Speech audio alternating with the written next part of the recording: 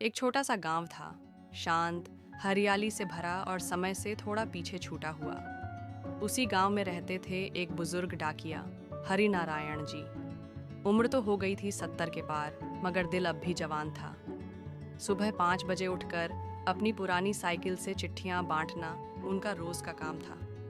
गांव वालों के लिए वो सिर्फ डाकिया नहीं थे, बल्कि एक चलती फिरती यादों की किताब थे।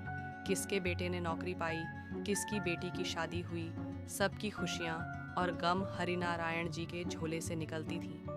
एक दिन डाकखाने में उन्हें एक पुरानी धुंधली चिट्ठी मिली, बिना पता, बिना नाम, सिर्फ ऊपर लिखा था, उसके लिए जो अब भी इंतजार करता है। हरिनारायण जी चौंके, मगर दिल ने कहा, शायद ये किसी का अधूरा प्यार है या कोई माँ है जो बेटे की चिट्ठी का इंतजार कर रही है। अगले कई हफ्तों तक वो उस चिट्ठी को लेकर गांव के हर घर में गए, बूढ़ों से पूछा, बच्चों से बात की, मगर कोई नहीं पहचान पाया।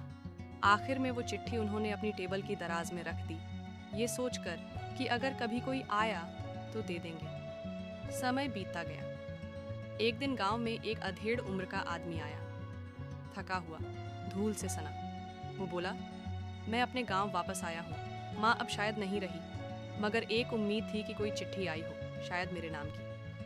हरिनारायण जी ने उसकी ओर देखा और एक पल को चुप रह गए, फिर धीरे से दराज खोली और वहीं चिट्ठी निकाली। आदमी ने कांपते हाथों से चिट्ठी खोली। अंदर लिखा था, बेटा अगर तू लौटे तो बस इतना जान ले, माँ अब भी तुझे उसी पुराने दरवाजे पर बैठी याद करती है। जब थक जाओ लौट आना, माँ का आंगन तेरा इंतजार करेगा हमेशा। आदमी की आंखों से आंसू बह निकले और हरिनारायण जी की भी। उस दिन गांव में पहली बार किसी को एक अधूरी चिट्ठी पूरी होती दिखाई दी।